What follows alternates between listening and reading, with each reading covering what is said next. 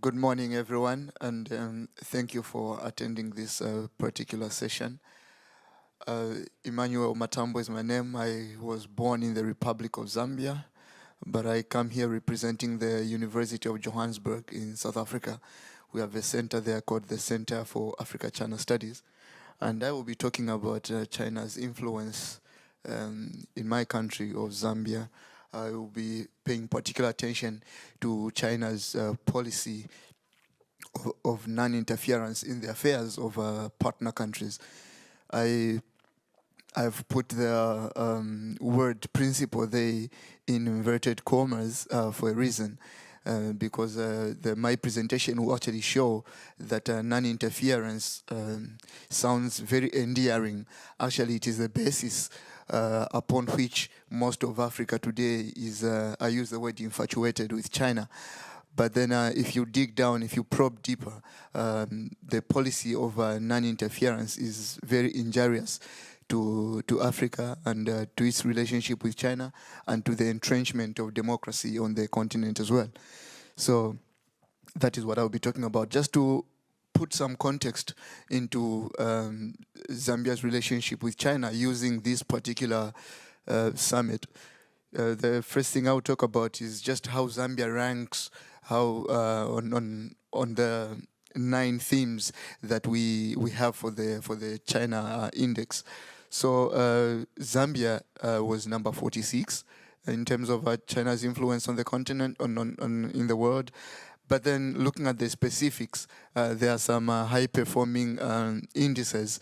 For example, the most influential aspect of China in Zambia is in domestic politics, which was 52.8%, and the global average was 37.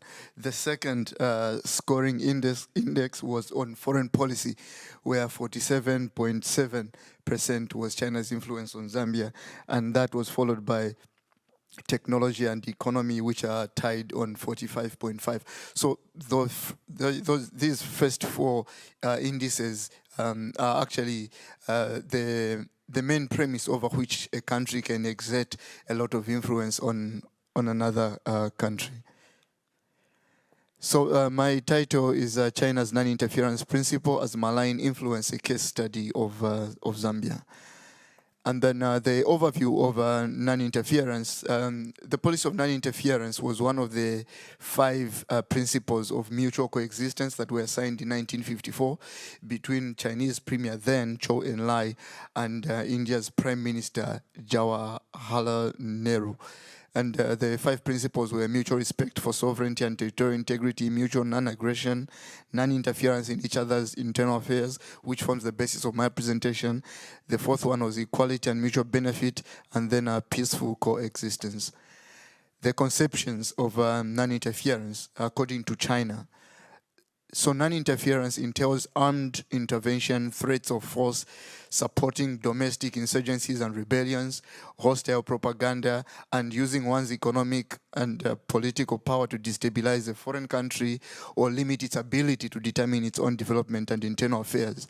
The last point is what I added myself, interfering in elections of another country where elections are applicable. So the last part there was my part, mainly because it is very relevant to what I'm going to talk about. And then just a brief overview of those conceptions there would actually make one alive to the fact that China has abrogated quite a number. For example, support for domestic insurgencies, the 3rd point there. China was guilty of that when Africa was fighting against colonial and settler rule. It did that in Angola, where it supported the UNITA movement of Jonas Savimbi, for example, or because of the Sino-Soviet discord when the Soviet Union was supporting the MPLA in Angola. And then just a brief background of Zambia's relationship with China. The relationship was established on the 29th of October in 1964. This was 5 days after Zambia gained its independence on the 24th of October. And then it was then known as Northern Rhodesia, and then at independence we renamed the country Zambia after the Zambezi River, which is the biggest river that we have in Zambia. China was heavily involved in the construction of the Tanzania-Zambia railway line. the deal was made verbally in 1967 because Zambia was trying to avoid depending on South Africa, which was under apartheid, and Southern Rhodesia, which was under the Unilateral Declaration of Independence. So Kenneth Kaunda, our founding president, wanted to find an alternative route of getting Zambia's imports and exports, and China helped with constructing the Tanzania-Zambia railway line, which passed through Tanzania, which was a friendly country to Zambia. And that at the time was China's biggest ever foreign investment. And then Dr. Kenneth Kaunda, pictured there playing a guitar. He was quite an avid musician. He described Zambia and China as all-weather friends. And then they obviously, he was speaking in the context of Zambia's relationship with China at the moment, a relationship which was mostly consigned to the level of diplomats and political elites rather than ordinary Zambians and ordinary Chinese citizens. So that was just the manner of China's presence in Zambia. It was a manner of, yes, an elitist kind of presence. And obviously, there has been a shift in that after 1998 when China embarked on its going out policy. We now started seeing multinational corporations, both private and public, coming to Zambia. And not only that, at the termination of contracts, some of the Chinese personnel decided to stay behind in Zambia, and they called their friends. So there has been an increasing interaction between ordinary Zambians and their Chinese counterparts, and that has had a telling impact on the relationship between the two countries. Pictured there is our fifth president, Michael Sata. Those who have read about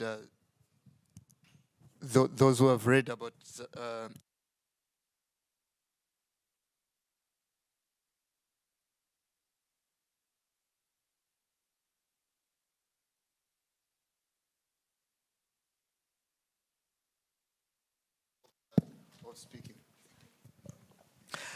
Yes, so that is President Michael Chilufya Sata.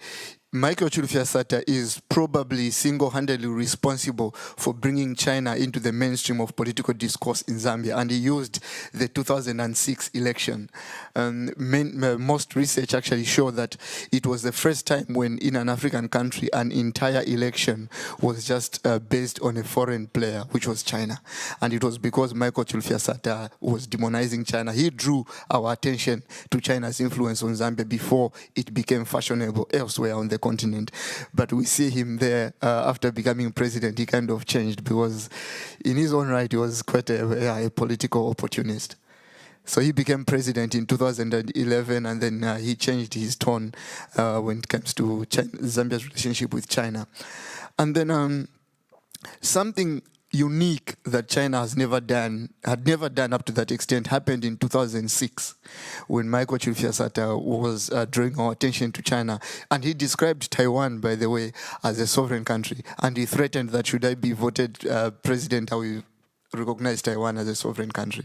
And that to China was something that could not be accommodated. And Li Baodong, who was the ambassador of China to Zambia at that moment, I think the last time I checked, he was actually China's ambassador to the United Nations. For the first time, he went against China's so-called non-interference and said, if Michael Chilufya Sata wins this election, then China, his exact words were, China will have nothing to do with Zambia. In short, China was going to renounce its relationship with Zambia.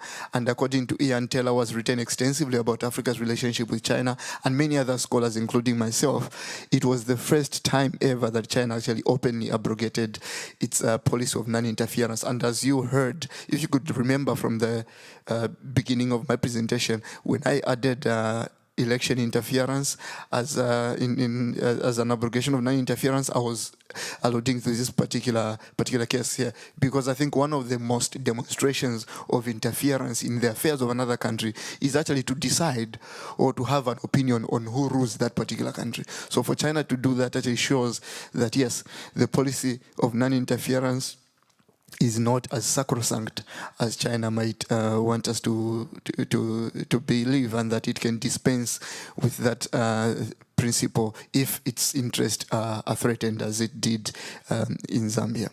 So as I mentioned, yes, that was quite a unique case on China. And then if we look at the non-interference as a case of positioning, here now I'm trying to draw a distinction between China as a country and then Chinese individuals who are now plying their trade on the African continent. And this comes as well from what I spoke about to say up to 1998, from the time of independence up to 1998 and 2000 and the early 2000s, China's relationship with Africa was mostly consigned to diplomats. It was consigned to people who were coming to Africa, some though at the behest of the Chinese government and medical personnel and stuff like that. But then we have found a situation where at the political level, the level of the elite, a lot of Africans are enamored with China. They are quite impressed, and but then if you dig deeper, you realize that their happiness with China is a way of trying to escape censure from the World Bank, the IMF, and the United Nations, so to say. It is not because out of their own volition they would actually elect to have very good relations with China. So yes, superficially, Africa at the political level of positioning is very happy with China.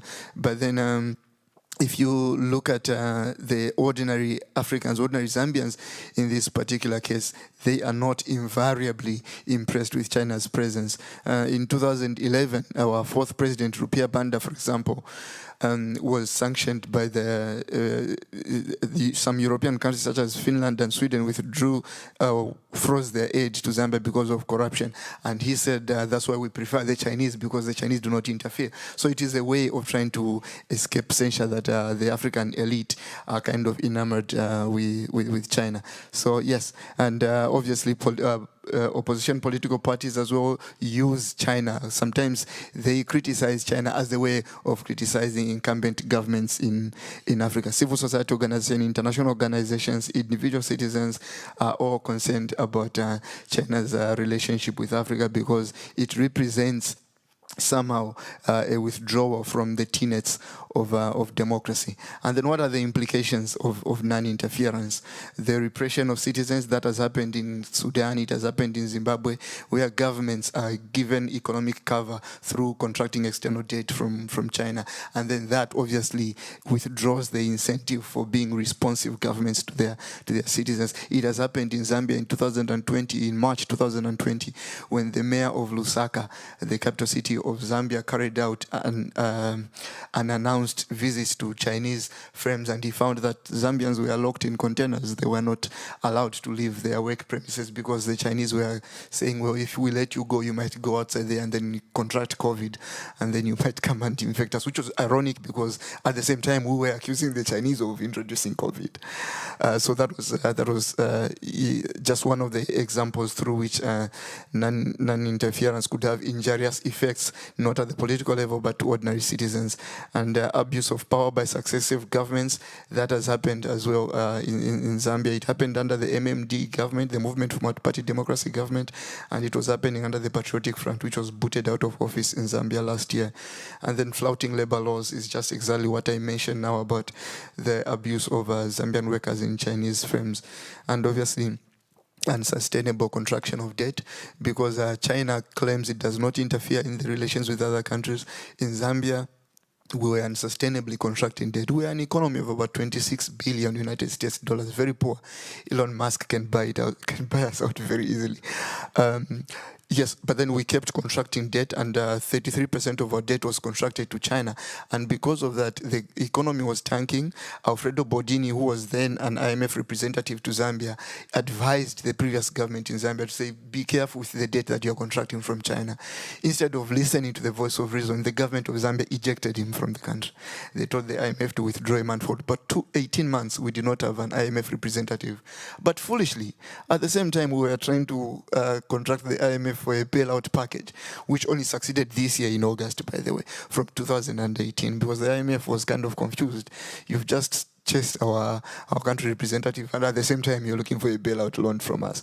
So all that happens because China somehow gives us cover. And then the most important thing I think to bear in mind in Zambia's relationship with China is the importance of ordinary citizens in Zambia and in China as the most important stakeholder of the relationship that Zambia shares with China. When China under Xi Jinping claims to have a people-centered development approach, that is a direct contradiction to non-interference, because non-interference happens very well and very smoothly at the level of the elite.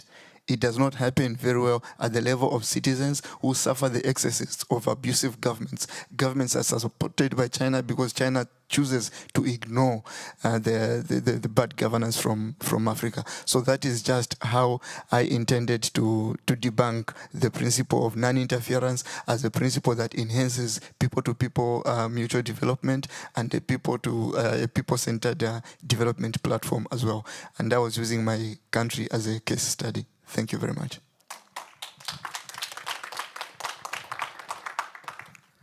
And yeah, that is, you will learn a new word. Zikomo means thank you in my language. Thanks. I will now welcome any questions or comments.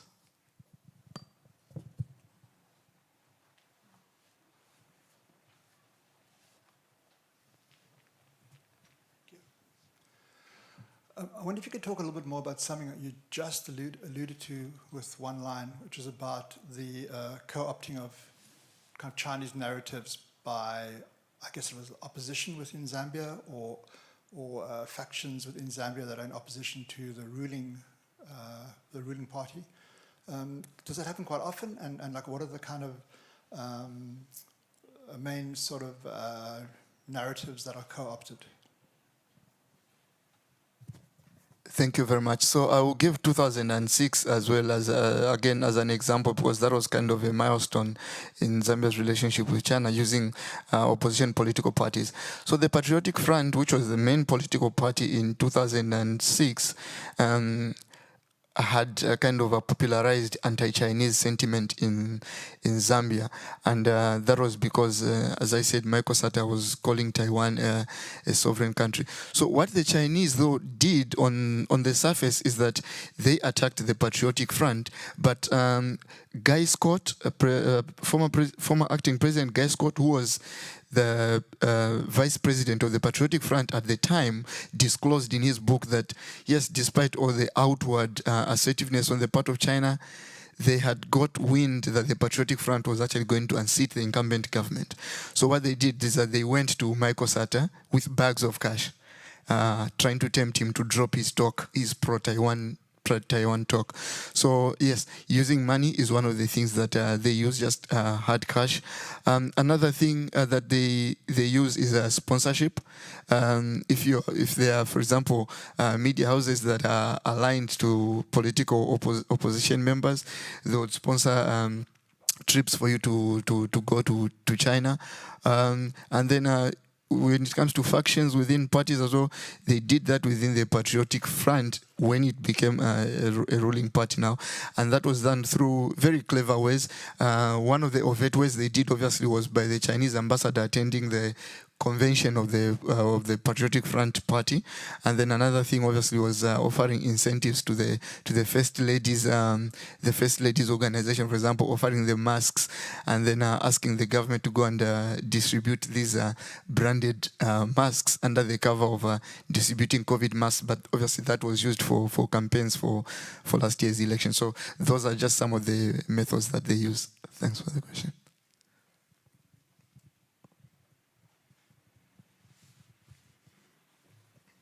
Thanks, that was really interesting.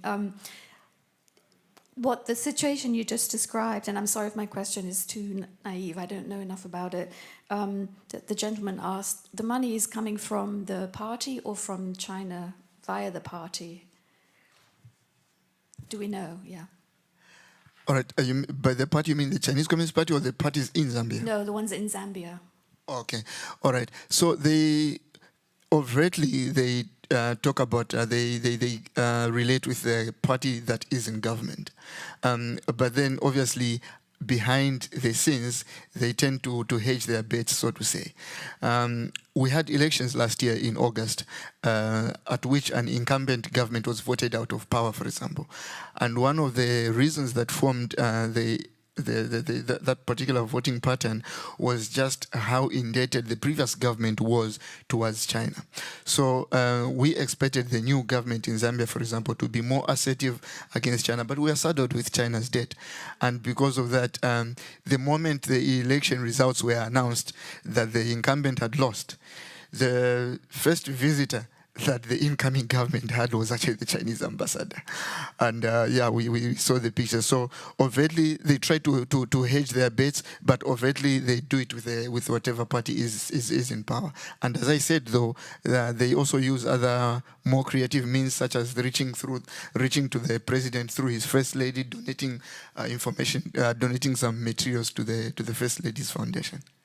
And for a follow-up question, if I may, are there groups or people trying to figure out how much money is flowing in this way from China via parties in South Africa? Because you talked about bags of cash. I mean, this phenomenon we see everywhere in the world with the actual hard cash bribery as well.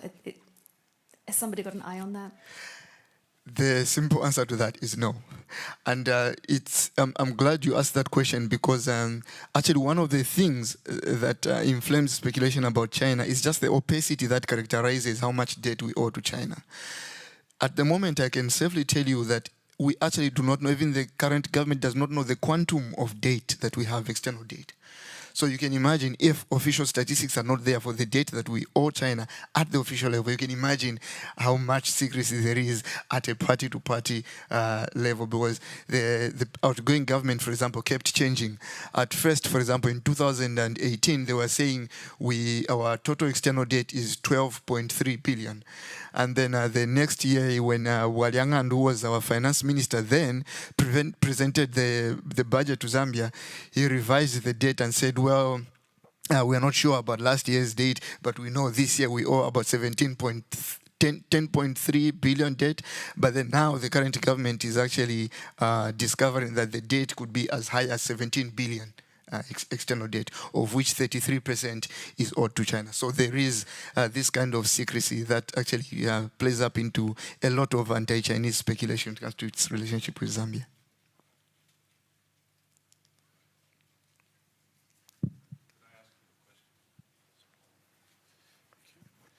What is the strategic interest of Zambia to China? Are there, naval port possibilities, minerals, other commodities that China would want from Zambia?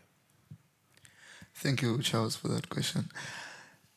Let's first start with it's more than a lot of people think as if China is only interested in Africa because of its mineral resources. That's not invariably true.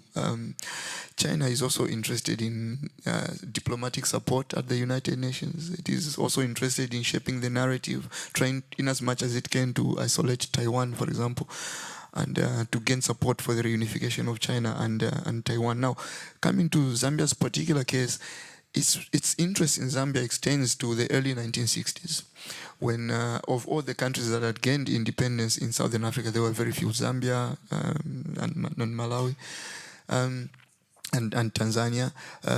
Zambia was the hub of Southern African political activity. The African National Congress, which is the ruling party in South Africa, was based in Zambia. SWAPO, the ruling party in Namibia, was based in Zambia. ZANU-PF was based in Zambia for decades, for about 30 years. So Zambia was diplomatically very important to China. Now, after the situation changed over, South Africa gained its independence, Zambia has gained another importance because it, being Africa's second biggest producer of copper, obviously offers China strategic attractiveness in terms of copper. So that is more like the holy grail that China wants out of Zambia, apart from its diplomatic support, of course. And because of that, we saw, especially under the previous government in Zambia, that because China was always kind of chagrined by the fact that it did not have a very firm foothold in copper.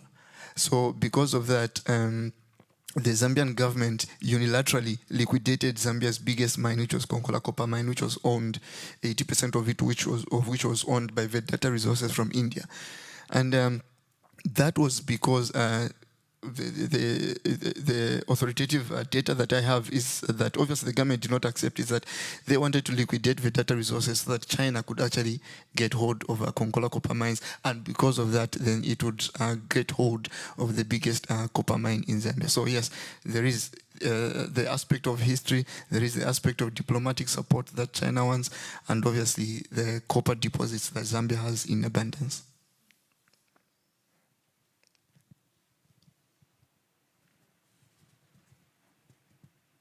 Hi, I just have a question. I know Chinese government provide lots of free tuition for many African students, bring them to China for education.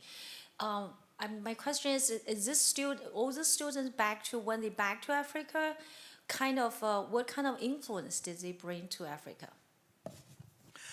Thank you very much. Actually, that's one of the most frightening things about where Africa might be headed to. And I'll give my reasons. Obviously, we have a Confucius Institute at the University of Zambia. We had an embarrassing episode when, because this building was beautiful, it was new, the administrative staff of the University of Zambia actually wanted to move into the Confucius Institute, and they were told not to do that. Yes, there have been a lot of students in Zambia who have gone on to China. But the most frightening thing, the most concerning thing that we should care about actually are the journalists, people in the media who have been going to China for training. Because these are people who are very influential in shaping the narrative of China's presence in Zambia. Students usually go to China and they study things such as mathematics, technology, AI, and stuff like that. So in as much as they can shape the narrative of China in Zambia, it is to a limited degree. But the concerning thing are the journalists who are offered in increasing numbers, by the way, scholarships to go and study in China, some of them for long-term programs. For example, people go for a degree program. Now, those are people who might come back to Zambia, then they will start writing things expectedly, they'll start writing things that are pro-China, masking things that are the more troubling aspects of Zambia's relationship with China. So it happens, and it is something to which we should actually pay particular attention.